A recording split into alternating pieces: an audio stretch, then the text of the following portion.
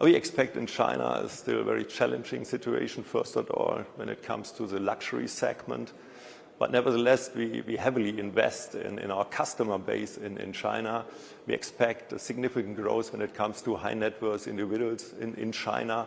And therefore, it's necessary to invest not only in the product itself, but also in the entire ecosystem and in our brand itself. And we will do it also in 2024 and 2025.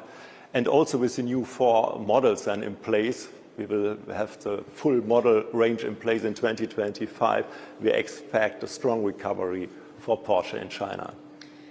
Do you feel that there's competition from Chinese car producers in your market segment, or are you exempt from that?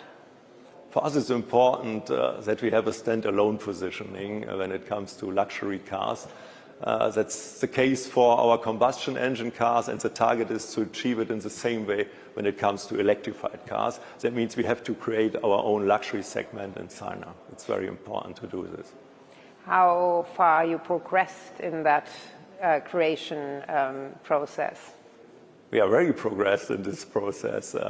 Of course, in 2023 and 2024, we were obliged more or less to adapt our production volume in order to reach a very well-balanced demand and supply situation. Now we can lay the groundwork for further growth in China, and therefore we decided to invest heavily in the entire ecosystem. That means also in fast charging stations, in our Porsche experience centers, and in the product itself. We invested heavily in our digitalization topics. We are partnering with Chinese partners in China. That means we develop software in China for China. Many car producers do offer huge discounts in China to kind of maintain their sales figures. What are you doing?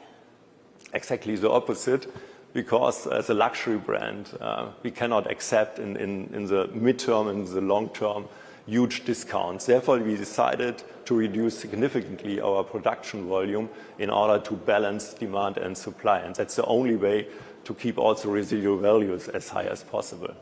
Let's look at the demand for electrified cars, because clearly the targets, for example, Mercedes actually pushed them back because it's not so easy to transform the whole industry. What are your targets, and are you sticking to them, or are also pushing them back a little bit?